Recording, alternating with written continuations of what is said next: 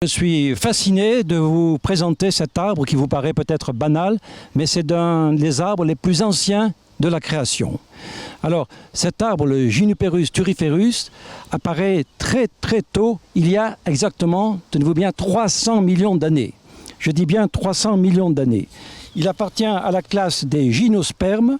C'est la plante la plus ancienne du monde qui remonte à ce qu'on appelle le Dévonien. On le sait maintenant par des marquages radioactifs des pollens. Alors, il apparaît à Saint-Grépin en premier. Alors, pourquoi Saint-Grépin? Parce que vous allez le voir, là, il y a des falaises calcaires.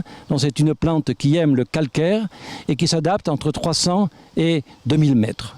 Les premiers hominidés de France vivaient ici, ce sont les homo antécesseurs.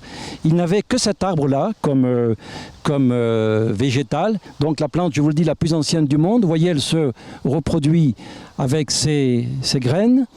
Alors, par exemple, cet exemplaire qui est ici dans la vallée de Saint-Grépin, dans la plaine, vient au-dessous du village de Guyon et des Chapins, où est la grande forêt, l'unique forêt en France de thurifères.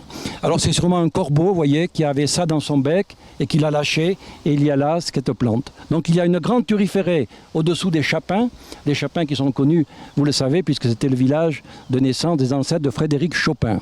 Alors ce qui est intéressant, c'est que je vais vous montrer, à Saint-Grépin, il y a une cave rarissime, très peu connue, qui appartenait aux ancêtres de Frédéric Chopin et dont le pressoir est construit avec le Juniperus turiferus.